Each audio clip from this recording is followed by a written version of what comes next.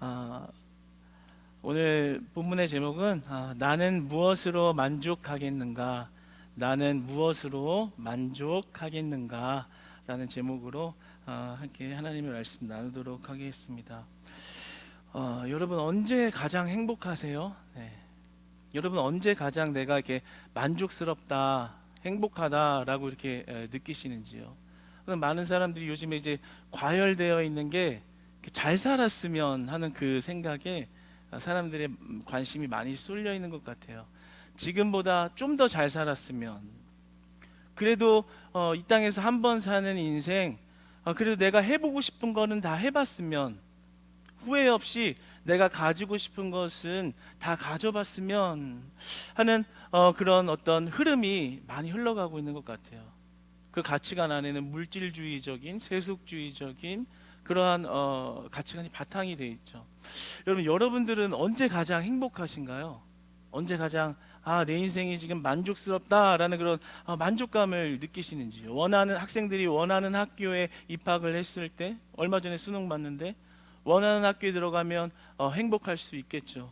원하는 직장에 들어가면, 원하는 집과 차를 사면, 원하는 배우자를 만나면 가장 행복하다라는 것을 이렇게 느끼시나요? 그러나 아마 그 행복은 잠시뿐일 것입니다. 우리가 그래도 인생을 좀 살아보신 분들이라면 그 기쁨과 행복이 그리 오래가지 않는 것을 알게 되죠. 금방 알게 됩니다.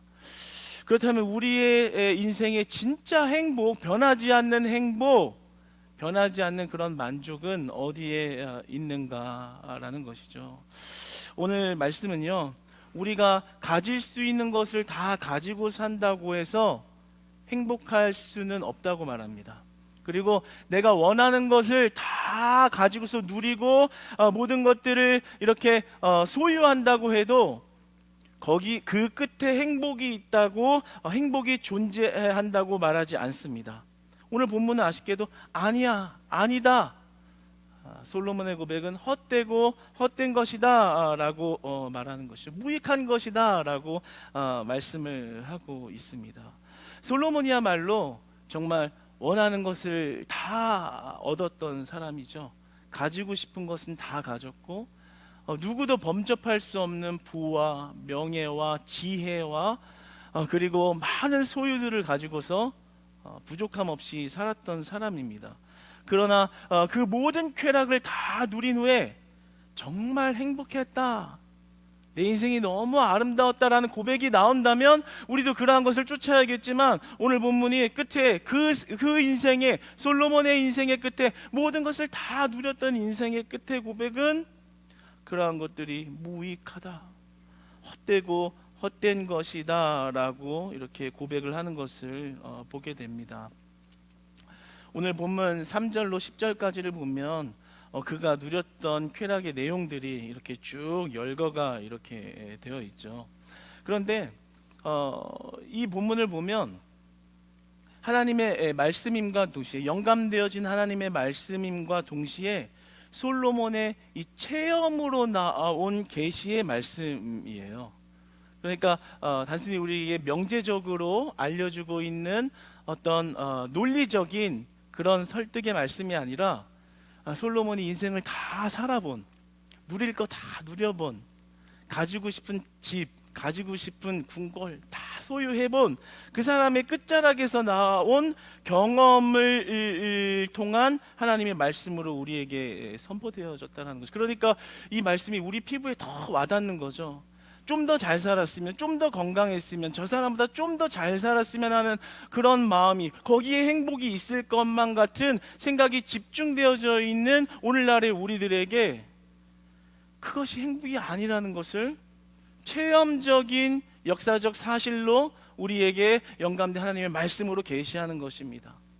그러니까 우리가 오늘 이 말씀을 받을 때 혹여나 우리의 생각에 내가 가지고 싶은 것을 가지면, 내가 집을 사면, 내가 저 차를 사면, 내가 돈을 더 벌면, 내가 좀 더 건강해지면, 내가 하고 싶었던 꿈을 이루면 행복해질 거야 라는 생각으로 자신의 인생을 설정해 놓은 분이 있다면 그 생각이 변화되어지는 은혜가 있기를 소망해 봅니다.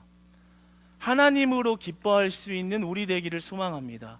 예수 그리스도로 기뻐할 수 있는 우리 되기를 소망합니다. 오늘 본문은 쾌락을 쫓는 것이 잘못되었다고 말을 해요. 세상 사람들은 이해할 수 없는 거죠. 원하는 거 능력 있어서 할 수 있으면 하는 것이 맞는 것이지, 그것이 법에 저촉되는 것도 아니고 내가 내 마음대로 인생 살겠다는데 그게 왜 잘못된 거야? 라고 질문할 수 있지만 오늘 하나님은 우리에게 쾌락을 쫓는 것이 잘못되었다고 말합니다. 그러면 안 된다라고 말을 해요. 단순히 잘 사는 게 잘못됐다라는 게 아닙니다. 인생을 즐기는 게 잘못됐다라고 말하는 게 아니에요. 왜 잘못됐냐면 그 마음의 동기에 문제가 있다라고 말씀을 하세요. 첫 번째로 왜 그러냐? 하나님과 멀어지기 때문입니다. 오늘 2절에 보면 자신의 솔로몬의 인생을 평가하고 고백하면서 내가 육체적인 쾌락주의를 쫓으며 살았던 그 인생은 미친 짓이었다라고 고백을 하는 것을 보게 됩니다.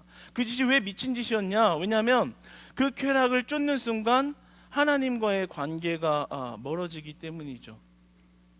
처음에는 즐기는 게, 인생을 즐기고 쾌락을 쫓고 돈을 쓰고 명예를 얻고 사람들에게 인정을 받는 게 기쁨이고 재미로 느껴질지는 모르지만 점차 그 길로 가다 보면 하나님과는 거리가 멀어지고 오히려 그 쾌락과 돈을 더 사랑하고 있는 마음의 변질이 일어나기 때문에 그 끝에는 솔로몬의 고백은 미친 짓이었다라는 그런 고백을 하는 것을 보게 됩니다. 그러니까 이 쾌락주의, 쾌락을 쫓는 것, 그것은 하나님을 사랑하는 것보다 쾌락을 더 사랑하는 마음에서 나오는 것이기 때문에 쾌락을 쫓지 말라. 돈 자체가 잘못됐다는 게 아니에요. 하나님보다 돈을 더 사랑하는 그 마음에 문제가 있다라는 것을, 그 마음의 동기를 향해서 우리에게 말씀해 주시는 것입니다. 그래서 2절에 보면 어리석음을 붙잡았다라고 이렇게 나오죠. 그 어리석음을 붙잡았다는 게 무슨 말이에요? 원어로 보면 쾌락을 취하는 것이 어리석은 짓이었다라는 것을 말하고 있는 것입니다. 여러분 어때요? 예배를 드리다가 한 몇 주 동안 해외여행 같은 데 가보시거나 여행을 다니면서 예배 빠지고 있다가 딱 다시 예배 드리러 오잖아요. 사람이 정신이 없어요.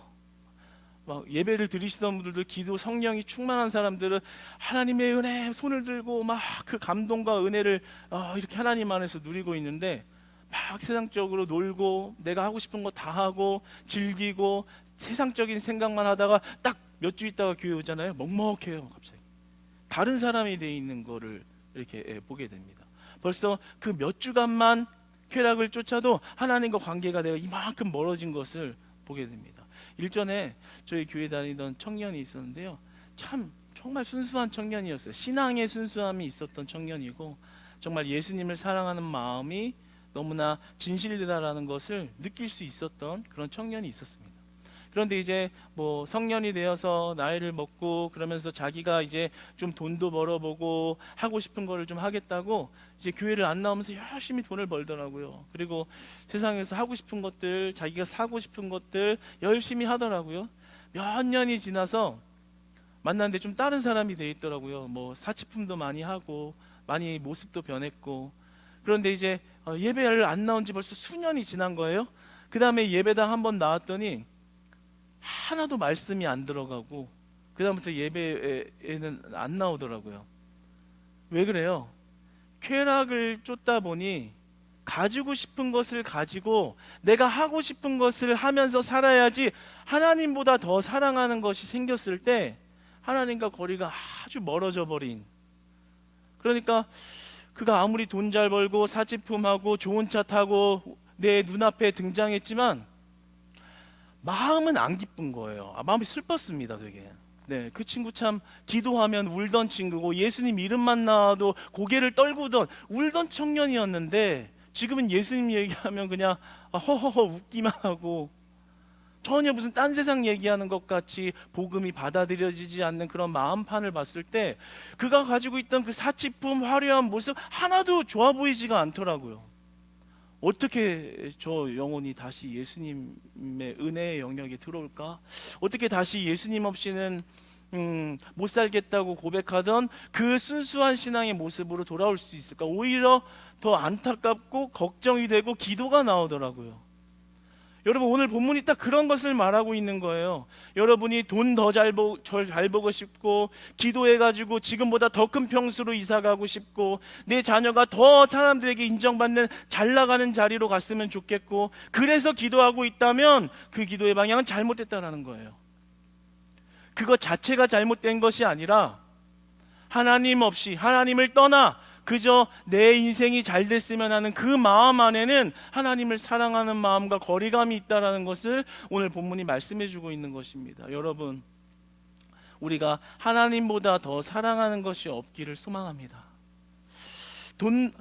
돈보다 하나님을 더 사랑하기를 축복합니다.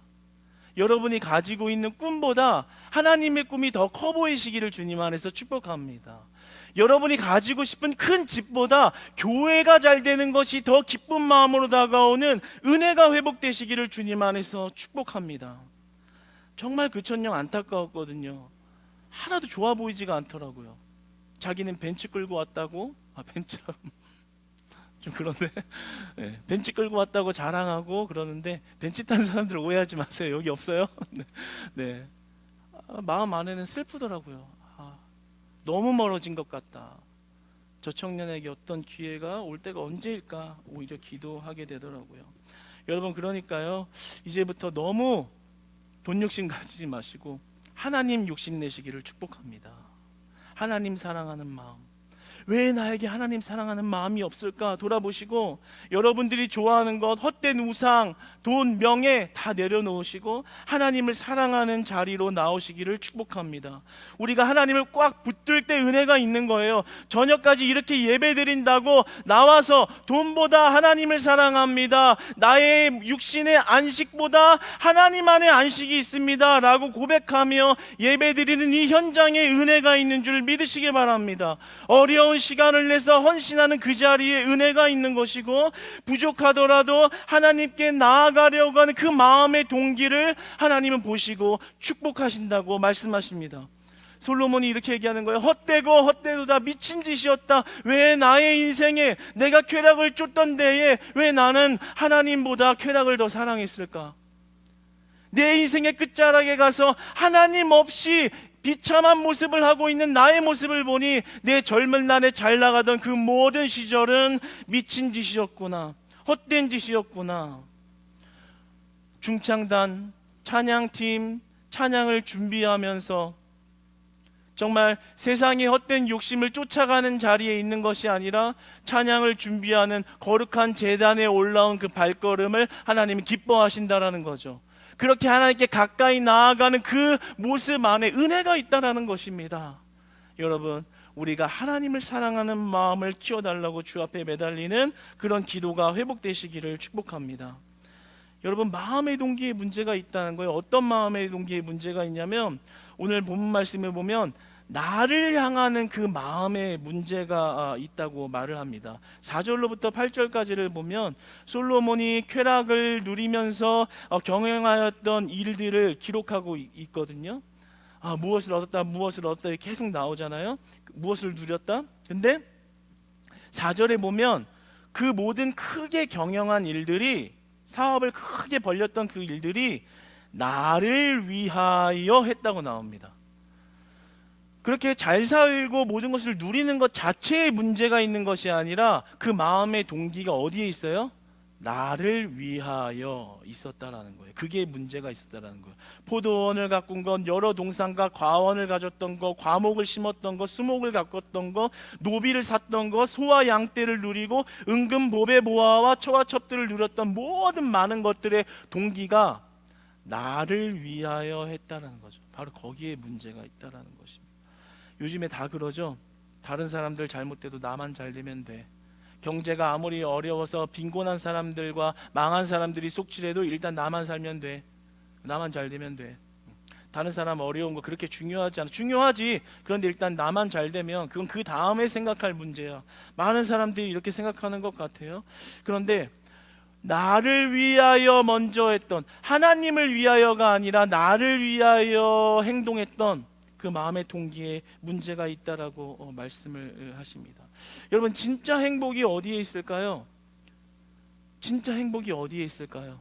바로 하나님을 위하여 살아가는 데 있는 줄 믿습니다. 하나님 안에 있는 것이 가장 행복한 일인 줄 믿으시기 바랍니다.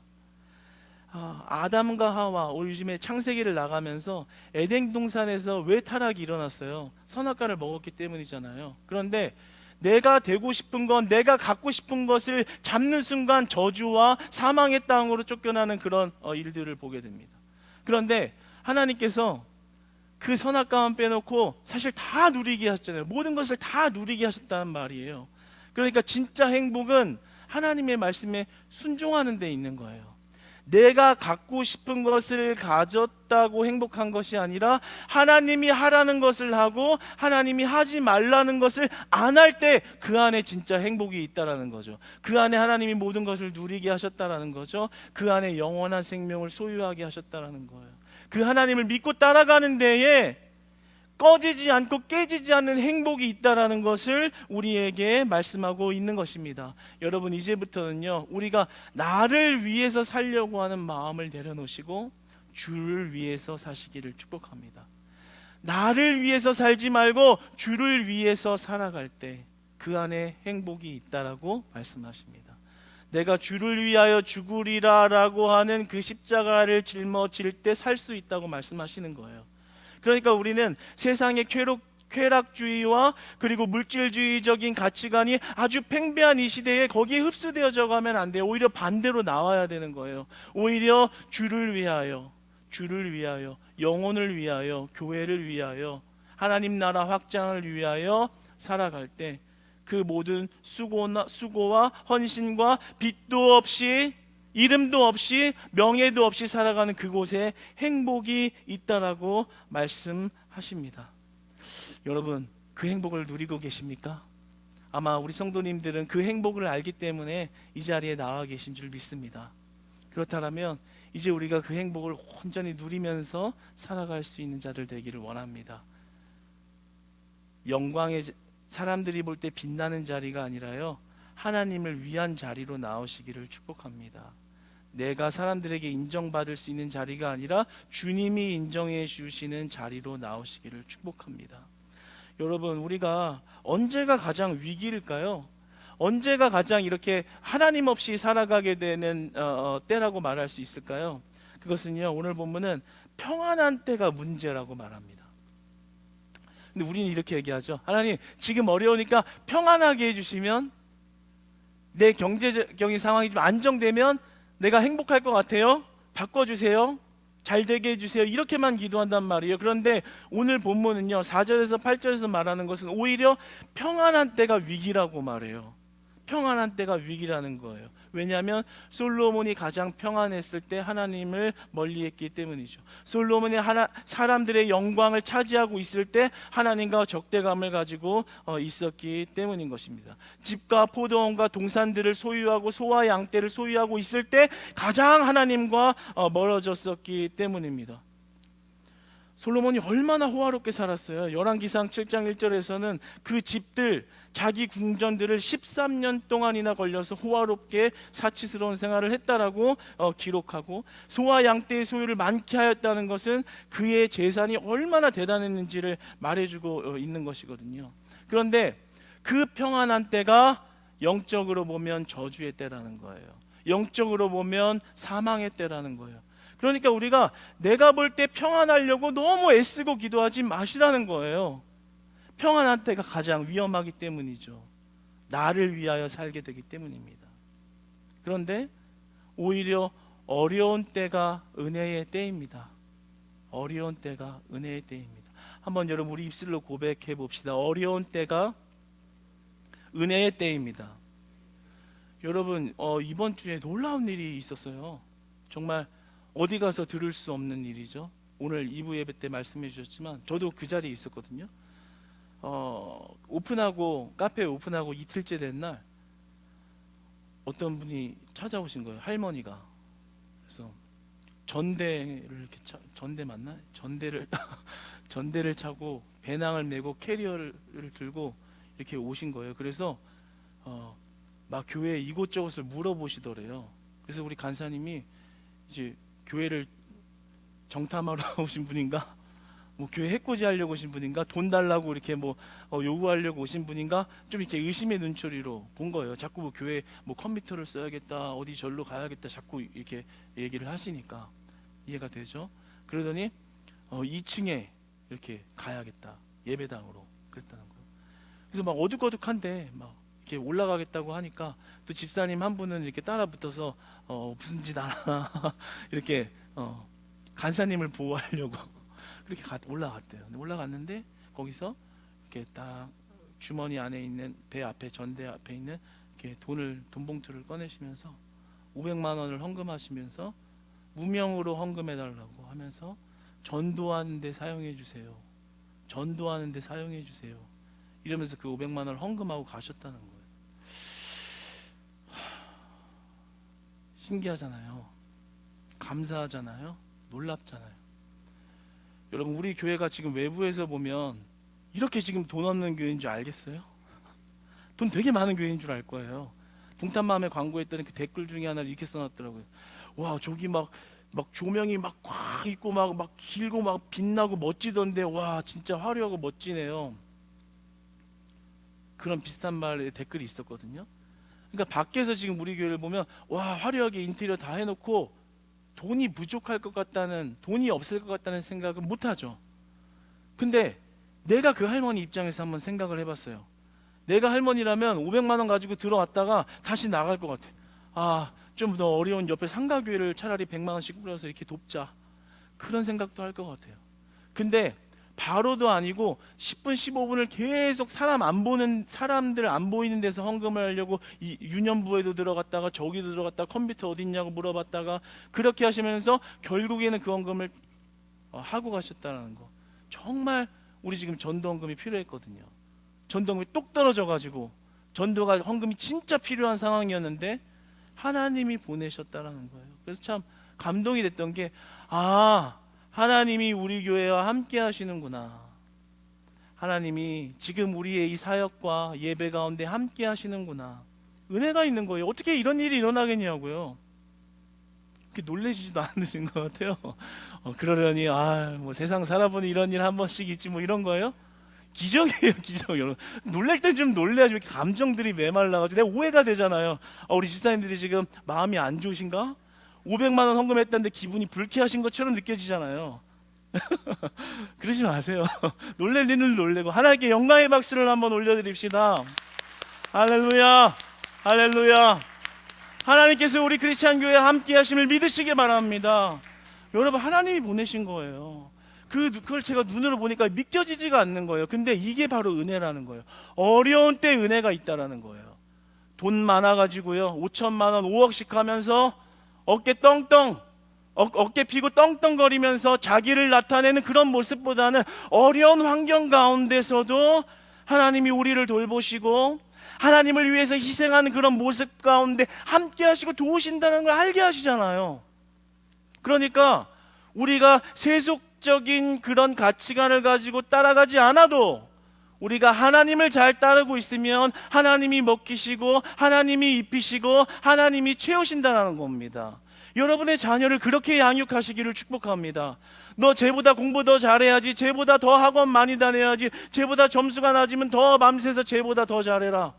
아니요, 하나님을 더 잘 섬기는 방법을 교육하시기를 축복합니다. 네. 정말 그랬으면 좋겠어요.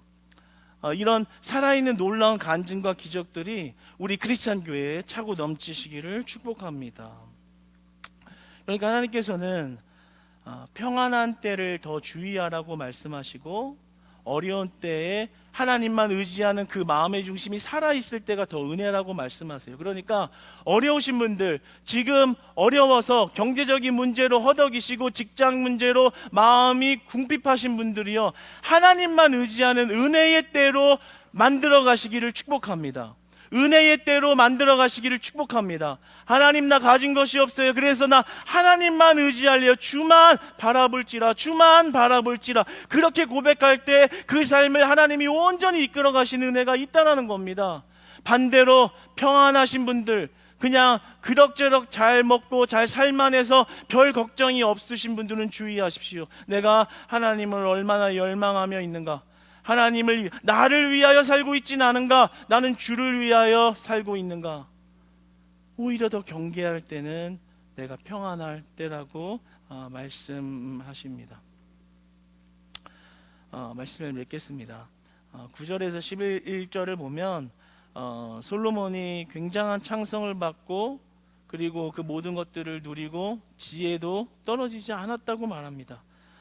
그 모든 것들을 다 누리고 나서 그가 하는 말, 모든 수고가 무익한 것이로다.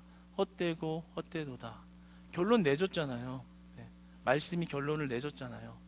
말씀으로만 하면 잘 안 믿으니까 솔로몬이 체험해가지고 우리가 생각하고 있는 가치관을 깨부실 수 있도록 그냥 드러내 주셨잖아요. 우리가 그런데 왜 더 잘 살려고 노력하고 더 행복하려고 노력을 하고 있나요? 결국에는 헛되다고 고백할 것을 향하여 말입니다. 그러나 예수 그리스도를 향할 때 그 행복은 안전하며 예수 그리스도를 향할 때 그 행복은 영원하다라고 말씀하십니다. 사랑하는 여러분, 우리가 한 주간 동안 살아갈 때요, 나를 위하여 살아가려고 하는 마음 내려놓으시고 하나님을 위하여 살아가시기를 축복합니다.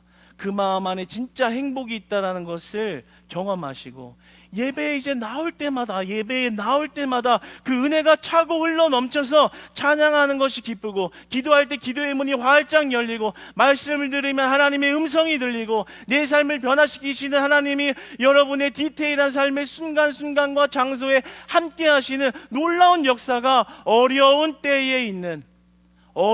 때에 더 큰 은혜가 임하는 그런 우리 크리스찬 교회 예배자들, 가정들 다 되시기를 주님 안에서 축복합니다.